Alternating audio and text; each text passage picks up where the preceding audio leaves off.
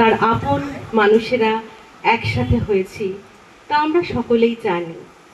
আমরা সকলেই জানি যে তার নশ্বর দেহ, তার দেহে আজ আর আলো পড়ছে না।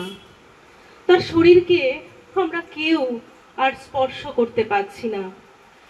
টানা একটা বছর, এতগুলো দিন আমরা তাকে দেখতে পাইনি।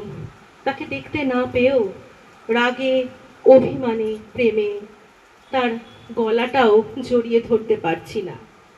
এইভাবেই ধীরে ধীরে সবাই চলে যায়, অনেক কিছুই চলে যায়, দূরে সরে যায়, কিন্তু স্মৃতি, ভালোবাসা, ভালো ভালো মুহূর্ত তা চুরি করার সাধ্য কারোর নেই।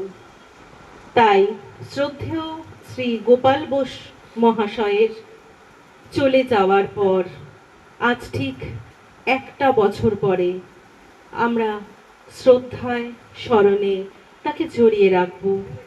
এই মুহূর্তটিকে আমরা উজ্জ্বল করে তুলব তার কথা স্মরণ করে। জেঠুকে নিয়ে জেঠুময় করে তুলব আমরা এই সময়টাকে। আমরা সে কারণেই একত্রিত হয়েছি।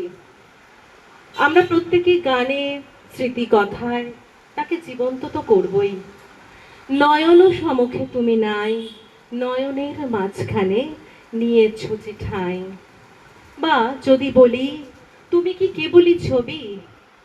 না, আমরা তো জানি, আমরা সবাই জানি যে তুমি সত্যিই খালি ছবি নও। আমার কাছে গোপাল জেঠু মানে সারল্য, ভালোবাসা আর স্নেহের একটা নাম। অপরের জন্য কিছু করা বা ভাবার একটা মন্ত্রের উচ্চারণ। অনেক কিছু শিখেছি তার কাছে। শুধু তালবাদ্যের নিখুঁত বাজনদার তিনি যে ছিলেন তাই তো নয়, জীবন বিনার তার বাঁধার কাজে তিনি ছিলেন ছন্দের জাদুকর। আজ এ কথা বলতে দ্বিধা নেই যে তার অনেক ছাত্ররা আজকে সম্মানীয় জীবিকা অর্জনের চারাগাছটি তিনি নিজে হাতে রোপণ করেছিলেন। শুধু সযত্নে যে রোপণ করেছিলেন তা নয়, সেখানে জল, হাওয়া, সার সব তারই হাতের মহত্তম দান ছিল। তার সম্পর্কে বলতে গেলে তা শেষ হওয়ার নয়। তাই আমরা স্মরণে, কথায়, গানের মধ্যে দিয়ে আমরা হাঁটবো, আমরা চলবো অনেকখানি পথ, কিন্তু প্রথমেই আমরা যারা রয়েছি প্রত্যেকে তাকে স্মরণ করছি এই মুহূর্তে। এবং খানিকক্ষণ আসুন আমরা একটু নীরবতা পালনের মধ্যে দিয়ে যাই এবং আমরা প্রত্যেকে জেঠুকে স্মরণ করে আমরা জেঠুর এই ছবিতে আমরা প্রত্যেকে একটু পুষ্প সমর্পণ করি।